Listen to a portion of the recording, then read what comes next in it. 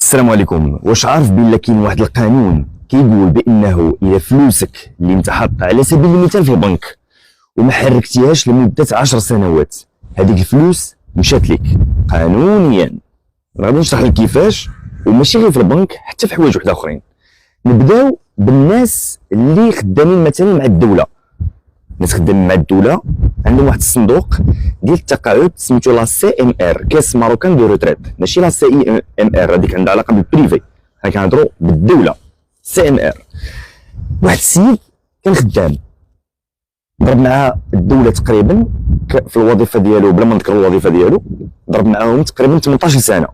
يعني توظف فاش كانت عنده يعني 25 عام، وفاش ضرب معاهم 18 سنه مشى خرج، يعني حط ديبار فولونتير ومشى بحالو.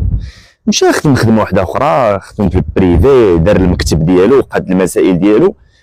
واحد النهار هو تفكر بانه راه عنده واحد المساهمات كان كيساهم بهم لمده 18 عام داك الصندوق ديال التقاعد. قال راه نمشي ناخذ هاد الفلوس هادو. مشى لعندهم، دار واحد الطلب، قالوا ليه فلوسك ما تسال فيهم والو.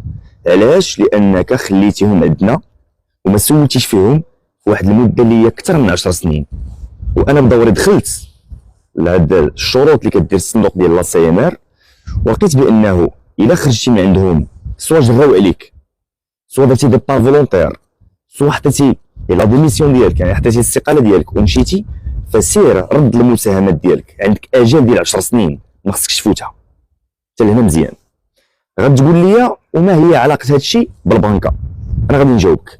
كاين واحد القانون 100، انا غادي نقرا عليك. القانون 100 الماده 152 من القانون المتعلق بمؤسسات الائتمان. مزيان. شنو تيقول هذا القانون هذا؟ من حق المؤسسه البنكيه المودع لديها اموال وقيم باقفال الحسابات التي تمسكها اذ لم يتم اصحابها او ذوي حقوقهم باي عمليه مطابقه منذ 10 سنوات.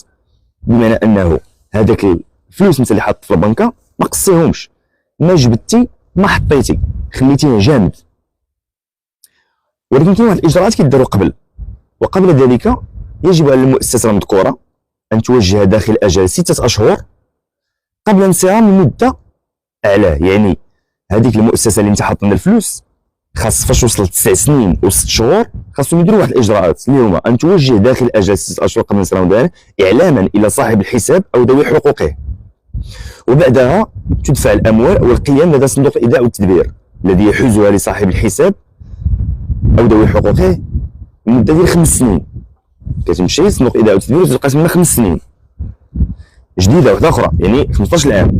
وبعد انصرام هذه الاجل المذكور تتقادم هذه الاموال وتصبح كسبا بقوه القانون وتدفع الى الخزينه. هذا القانون تقدروا تقلبوا عليه. شنو تعني هذه المساله هذه؟ كتعني انه اذا كنتي خدام او اذا كنتي حاط فلوسك في البنكه ما تنساهمش، عندك 10 سنين فاش يقولك هما غادي يعلموك. انا ما عارفكش انت واش لادريس اللي غيعلموك فيها باقا عندك، انا ما عرفتش واش بدلتي السكنه، انا ما عرفتش واش بدلتي البلاد، انا ما عرفتش واش بدلتي نمره التليفون. بزاف ديال الحيتيات انت ما تحسش انك تدخل فيهم، انت بقى في المده ديال 10 سنين.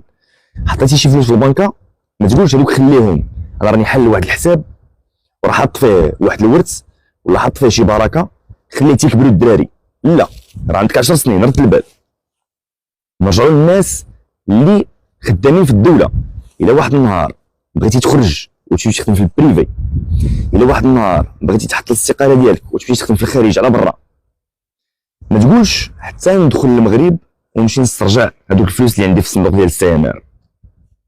راه عندك الاجال ديال 10 سنين.